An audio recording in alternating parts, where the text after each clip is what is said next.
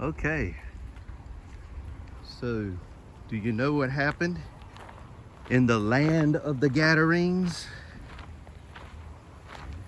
Jesus, Mark chapter 4. I'll show you in just a second. Once we get a view, I'll show you the lake. Mark chapter 4, Jesus was teaching the parable of the sowers at Sowers Cove. We'll show you that. He was healing around the Capernaum area. He says, let's go. Hold on, I'm gonna take a snapshot. Let's go to the other side of the lake. He gets in the boat. He comes to the east side of the lake, the Gadarenes. While he's making the trip across with his disciples, there's a storm. We are climbing on the sea. The disciples are freaking out.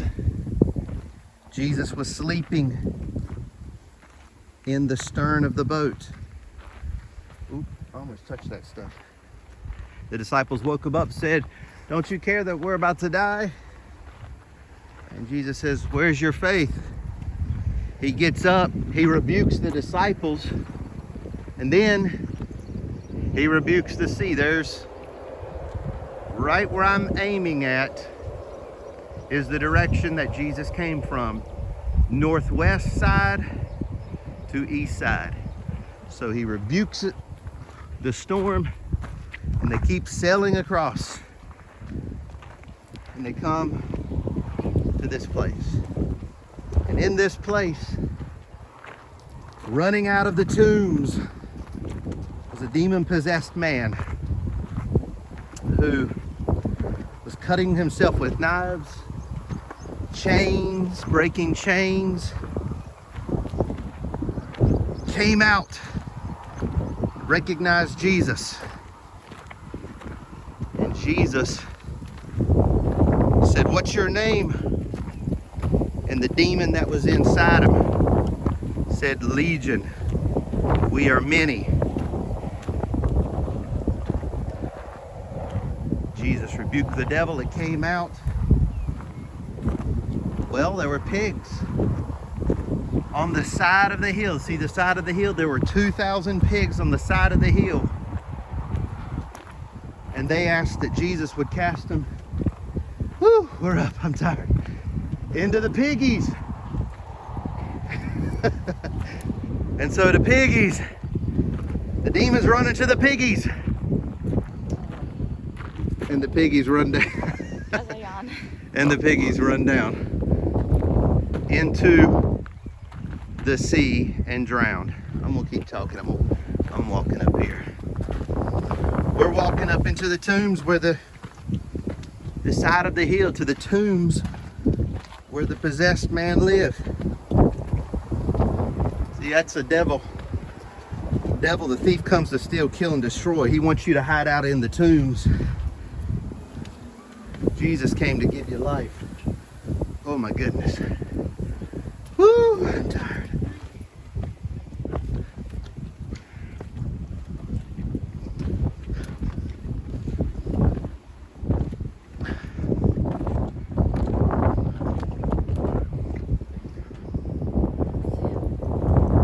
There's the cliffs. The cliffs. We can walk around. Inside these cliffs are caves.